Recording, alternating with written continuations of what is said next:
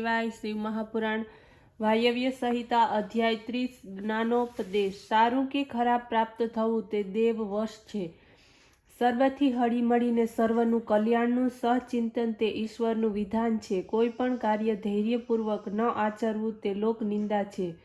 जेवी रीते सीवेला कपડાથી शरीर ઢાંકનારની નિંદા થતી નથી, પરંતુ જે સીવેલા કપડાં પહેરતા નથી તેવાઓની નિંદા થાય છે। પક્ષપાત અન્યાય છે। શ્રેષ્ઠ કાર્ય કરવું કર્તવ્ય છે। પોતાના આરાધ્ય દેવ એક જ હોવા જોઈએ તે અનન્યતા છે, પરંતુ કોઈ નિમિત્તમાં બીજા દેવોનું પૂજન કરવું તે અયોગ્ય નથી।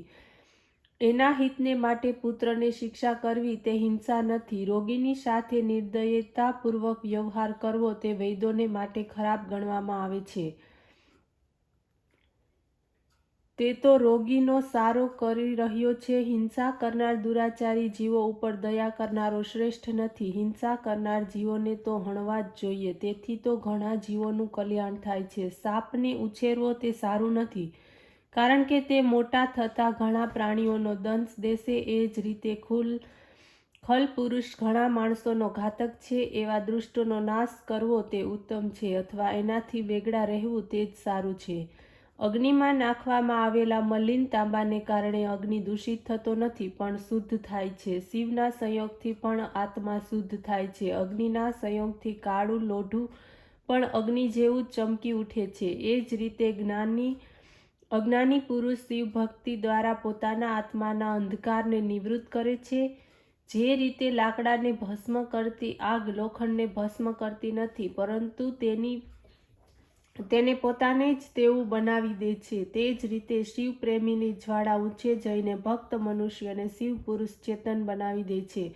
ક્ષમા, ચતુરતા, મિત્રતા વગેરે આ ગુણ તો ગૌણ છે, ભિન્ન વૃત્તિ છે। આ ગુણોના સંયોગ દ્વારા માનસિક વૃત્તિ ગુણ તથા દોષનું કારણ બને છે, પરંતુ જે ગૌણ મુખ્ય સર્વ ગુણોની વૃત્તિ છે તે તો શિવના અનુગ્રહથી જ દોષ અથવા ગુણકાર બનતી નથી। અનુગ્રહ શબ્દનો અર્થ જ એ છે કે સંસારથી મુક્તિ આપનારી સદાશિવની આજ્ઞા મુજબ દ્રઢતાપૂર્વક ચાલનારો શ્રેષ્ઠ છે।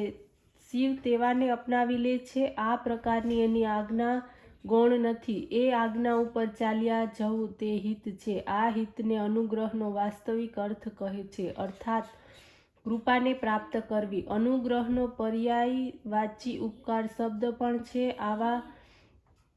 એટલા માટે સદાશિવ પોતાના ભક્તો ઉપર સદા ઉપકાર જ કરે છે। ભક્ત જન પણ ભક્તિમાં તત્પર બનીને સર્વ કંઈ કરવાને માટે સામર્થ્ય પ્રાપ્ત કરે છે। ઓમ નમઃ શિવાય।